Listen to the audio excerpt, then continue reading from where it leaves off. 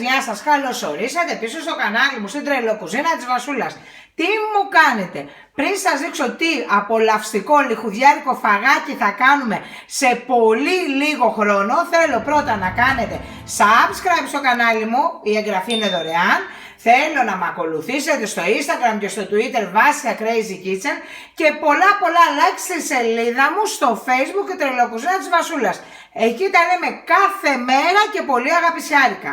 Το φαγάκι αυτό είναι, αν μας έχει μείνει κοιμάς μαγειρεμένος και δεν θέλουμε να τον φάμε πάλι με μακαρόνια, θα τον φάμε με την πρόταση που θα σας δείξω τώρα.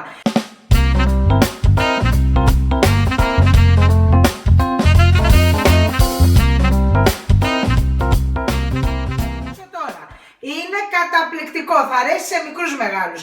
Πατάτες ροδέλα που τους έχω τηγανίσει. Κιμά από χθες μαγειρεμένο. Γραβιέρα, τυράκι βάλτε ό,τι θέλετε αλλά να είναι λίγο πικάντικο. Πιπεριά και θα κάνουμε εκπληκτική μπεσαμέλ όπως κάνουμε σε όλα μας τα φαγητά. Θέλουμε γάλα, θέλουμε βούτυρο, αλεύρι και θα ρίξω και λίγο πιπεράκι. Πάμε να κάνουμε πρώτα την μπεσαμέλ.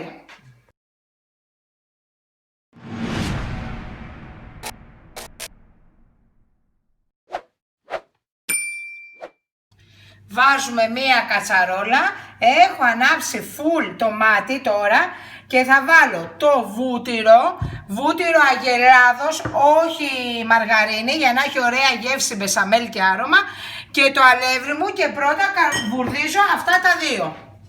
Σας την έχω ξαναδείξει μπεσαμέλ, αλλά εδώ επειδή μπαίνει πολλοί κόσμος καινούριο την ξαναδείχνουμε.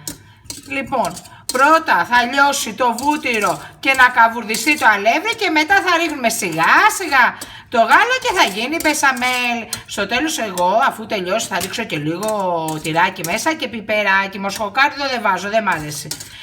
Παιδιά, με το τίποτα έχετε ένα καταπληκτικό φαγάκι. Λοιπόν,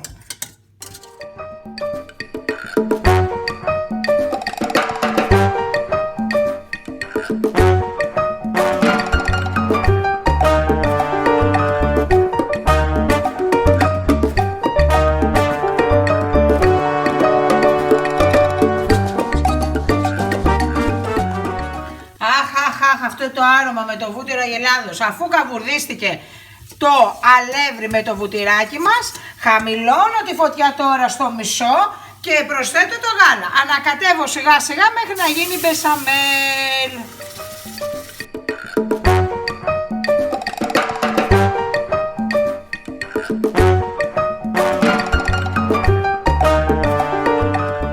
Μετά από 5 λεπτά που είμαι από πάνω και ανακατεύω, γίνεται αυτή η βελούδινη μπεσαμέλ. Είναι φανταστική και το σημαντικότερο, δεν έχει αυγά, παιδιά. Και είναι τόσο κρεμώδης και τόσο φανταστική. Και τώρα έχω κλείσει τη φωτιά μου, θα προσθέσω το τυράκι μου και λίγο πιπέρι. Τέτοια μπεσαμέλ δεν έχετε φάει χωρίς αυγά, παιδιά, είναι μπεσαμέλ. Είναι όνειρο. Βάζω το τυράκι μου, βάζω και πιπέρι, ανακατεύω καλά πάλι.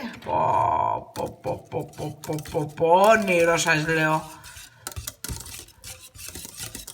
Και είναι έτοιμη η φανταστική μπεσαμέλ της Βασούλας χωρίς αυγά.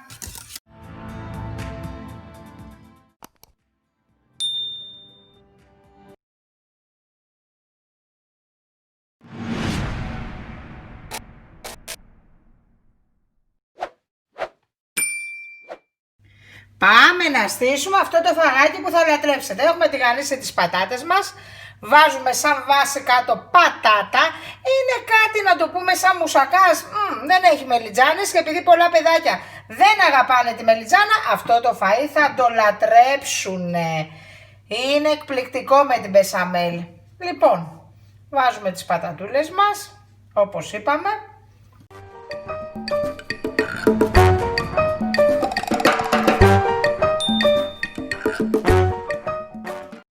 Τώρα θα βάλουμε το κιμά μας που μας έχει μείνει από χθες. Κιμά ξέρετε όλοι να κάνετε. Αχ, Παναγία μου, και τον έκανα πολύ ωραίο, παιδιά, αυτό το κιμά.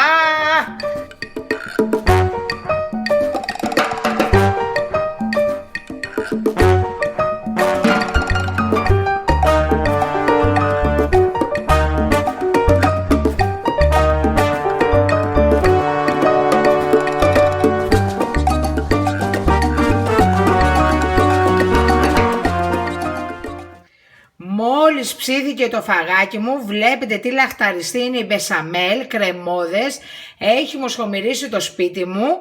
Ψήθηκε 25 λεπτά με μισή ώρα στους 190 στον αέρα.